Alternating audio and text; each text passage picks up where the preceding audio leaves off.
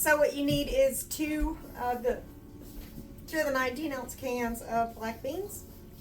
Make sure that you pour them out of the can and that you rinse them off really good. This will help with any flatulence. This is a trick that a vegetarian told me one time. Even with canned beans, just unless you want that muddy flavor everywhere, just rinse them off, which we don't want everything to taste like black beans. And then you need two of these cans. The recipe calls for 11 ounces. I don't have two 11-ounce cans. These are a little bit over that because that's what I have. And I just pop the lid a little bit and drain the fluid out because I don't want to have everything taste like sweet corn either. So, and then we're gonna have some Mexican cheese, Tex-Mex cheese, a jar of salsa, and I'm gonna add in a little jar of these chilies, these yummy chilies, green chopped chilies. And that's gonna be, it's gonna be Spanish. It's supposed to be Santa Fe, so Tex-Mex Spanishy type. Santa Fe beans and rice with chicken. That's what I'm making. Santa Fe beans and rice with chicken. And we've gone a little over 1.5 pounds of chicken because it was as close as we could get measuring weight-wise with the chicken breast that we have. You can hear in the background, you can hear the rice cooker going. It's cooking up, I think, 4 cups of rice. We only need 2. My husband likes rice. And you can hear my pressure cooker going, and that's got the chicken going. Normally, I would, if I was cooking this, I wouldn't, if I was doing it like a meal, I would lay out chicken fingers and do it that way, and then like pan fry the chicken fingers until they were nice and crispy. The skin was nice and crispy and everything. But since we are also doing this for hiking, we want to make it where it's easier to rehydrate so it doesn't take us long, because the longest time you wait when you're hiking is to eat your food after you've poured the water in the bag. So we are, we're going to be shredding the chicken. It just makes it a lot easier for the chicken to soak up and rehydrate. So I saw on the YouTubes a good way to shred the chicken rather than using 2 forks and pulling it apart like we all usually do is a hand mixer. So I don't know, let's see what happens.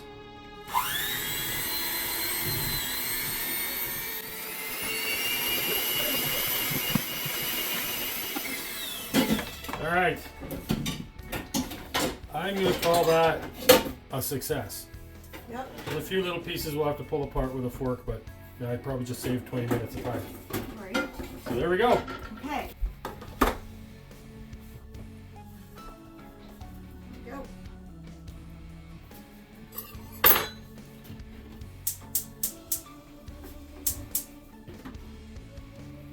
Okay, so I'm gonna put the chicken in here. That did a real. Can this see me?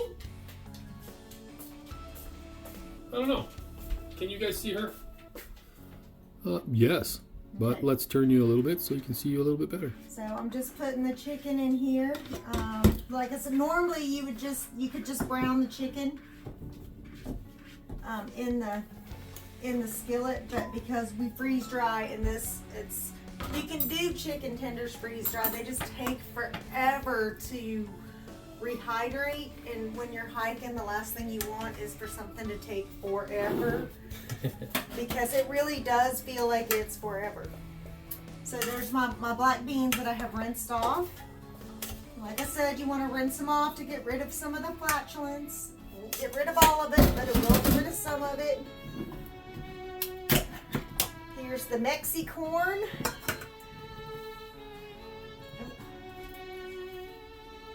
And that's just corn with peppers in it. Smells good. You know, you people like Southwest food. They call it Southwest, but you know, I do. Tex-Mex. There we go.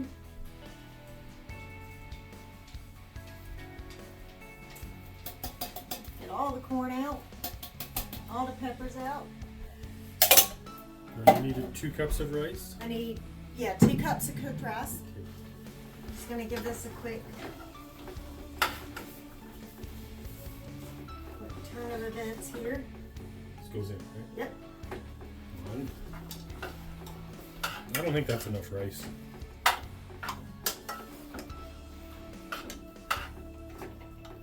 I like rice, so more would be better. Well, let's just see.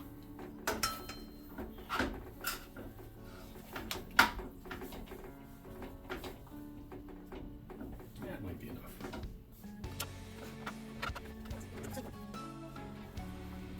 Can you open this and this for me, please?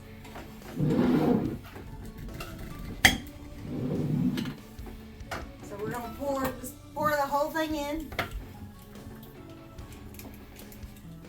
The recipe did call for mild salsa. I cannot take heat, so I go for the mild. Chris would probably go for the hot. Not necessarily for backpacking. Medium for sure. That'll help. And then this is just an additive. It's just the green chilies. If you want them. They just add extra little Tex-Mexy flavor, because you cannot go wrong with Southwest flavoring. So we just kind of want to get this nice and even mix in here. And then it says to add cheese. I'm going to go with the cheese, just kind of get sprinkled on top. Let's see the recipe. Keep 5 to 7 minutes and then sprinkle with cheese. So, there we go. Doesn't that look good? Looks good to me.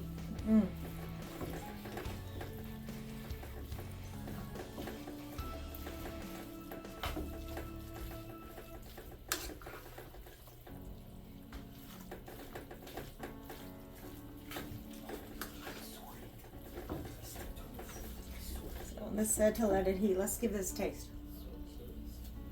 Oh, that's good. That's really good. I'm not even hiking, and this makes it feel like I just ate hiking food after hiking. It's really good.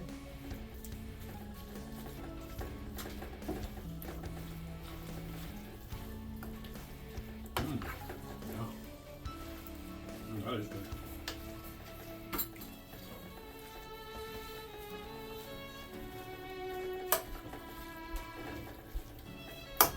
Okay, so if you want to get me, this says half a cup, so 1 cup of the shredded cheese.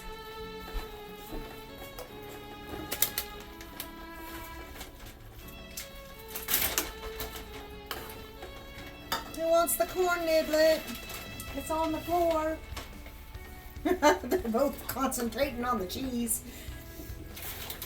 Oh, you guys do not, oh, this tastes so good. I'm glad we shredded it. I think I'm actually going to like this better shredded than with the chicken tenders. I really do. And I added 2 ingredients, because I added the green chilies, which wasn't originally in here. I can definitely taste the green chilies. It definitely enhances the meal. I also added garlic powder when I cooked my the chicken in my pressure cooker. I put some roasted garlic powder that we had made in there, and so it really gives the chicken just a really delicious flavor. So that was the only changes I made. I actually have not added any salt to this, but it may not need to have salt added, considering that we have, a whole bunch of queso and canned vegetables that already have salt in them. So, but ooh, doesn't this look yummy? I don't know about the rest of you, but I'm getting a little hungry. Oof. Look at that. Looks delicious. Tastes really good. And now we're gonna freeze dry it up. So we'll get that canned up we'll get that on a pan for you and show you how we're gonna do that.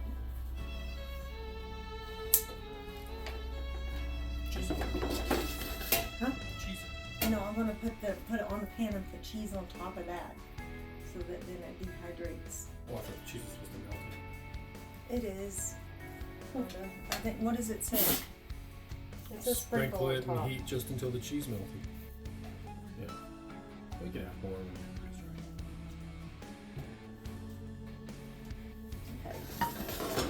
I forgot to add the cheese. I think I would add more cheese. Never enough cheese. So, it says to heat it up until the cheese melts.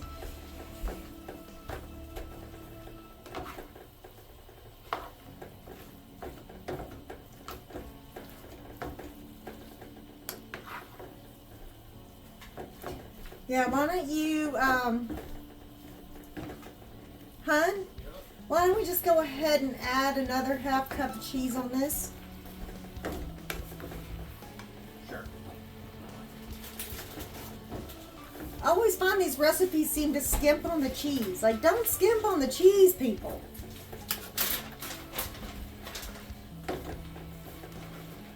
That's not... That's about a cup left here, so I'm going to do that. Okay. Well, then just give me the whole cup. There we go. So we doubled the cheese is another change that we have made.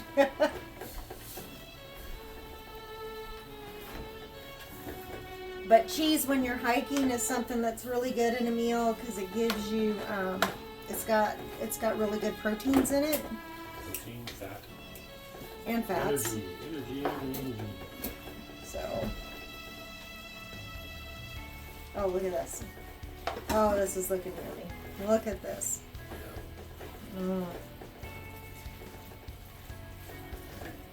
Okay, well, but this is also our supper for the night. So I guess, do we want to put some of this out on at least one tray? Where's that clean tray? We can put some of it out on a tray.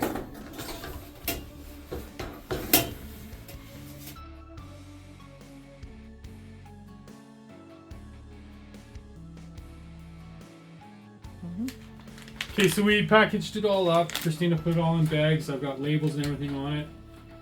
And what we found is the Ziploc tab. The rip tabs on the top are too close and we can't get a good seal along the top. It keeps leaking through the rip tabs. So we're gonna just go below and seal it underneath. We'll have to cut it open with a knife or a small pair of scissors on the trail, but that's the best we can do with these bags. Yeah, we don't want to waste the bags. You don't want to waste them, yeah. There we go. Put it in. Close the lid. 30 seconds of vacuum. 2 seconds sealing, and then it cools for 4.5, and then it releases the pressure and the bag squishes down. When air pressure returns.